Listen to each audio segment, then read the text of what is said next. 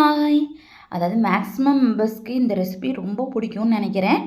எனக்கும் ரொம்ப பிடிக்கும். அப்புறம் என் கூட வேலை பார்க்குற பொண்ணுங்க வந்து இதை கேட்டுருந்தாங்க. அதனால தான் அவங்களுக்காக தான் மெயினாக செய்கிறேன். அதாவது இந்த மாதிரி குட்டி குட்டி கத்திரிக்காவாக பார்த்து வாங்கிக்கோங்க. அந்த மாதிரி கட் பண்ணிவிட்டு உள்ளார சொத்தையாக இருக்கான்னு சொல்லி செக் பண்ணிவிட்டு 4ஆக கட் பண்ணி இந்த மாதிரி கொஞ்சம் எண்ணெய் அதிகமாக விட்டு பார்த்துட்டிங்கன்னா இந்த மாதிரி பொன்னிறமாகிற அளவுக்கு ஃப்ரை பண்ணி எடுத்துக்கோங்க. எடுத்துகிட்டு அதுலேயே கொஞ்சம் பாதி எண்ணெயில் வந்து பார்த்துட்டிங்கன்னா ஒரு மீடியம் சைஸ் பல்லாரி வெங்காயம் 2, ஒரு சின்ன தக்காளியாக இருந்தால் 4, 5, இல்லைன்னா ஒரு பெரிய தக்காளியாக இருந்தால் 3 தக்காளி, ஒரு 10 பல் பூண்டு, ஒரு கைப்பிடி அளவுக்கு வந்து பார்த்துட்டிங்கன்னா கொத்தமல்லி, 2 ஸ்பூன் ஜீரகம், 1 டீஸ்பூன் வந்து பார்த்துட்டிங்கன்னா வெந்தயம், அப்புறம் ஒரு கைப்பிடிச்ச பொடி அளவுக்கு தேங்காய், இதெல்லாம் போட்டு நல்லா வதக்கி தனியாக எடுத்து ஆற வச்சுருங்க.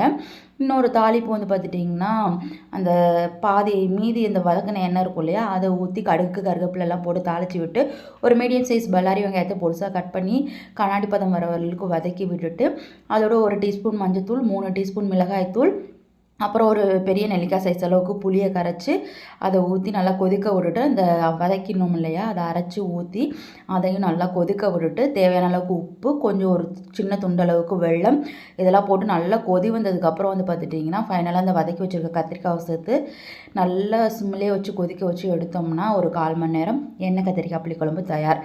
செஞ்சுட்டு நானும் பேக் பண்ணிவிட்டு ஒர்க் கிளம்பிட்டேன். பாய்.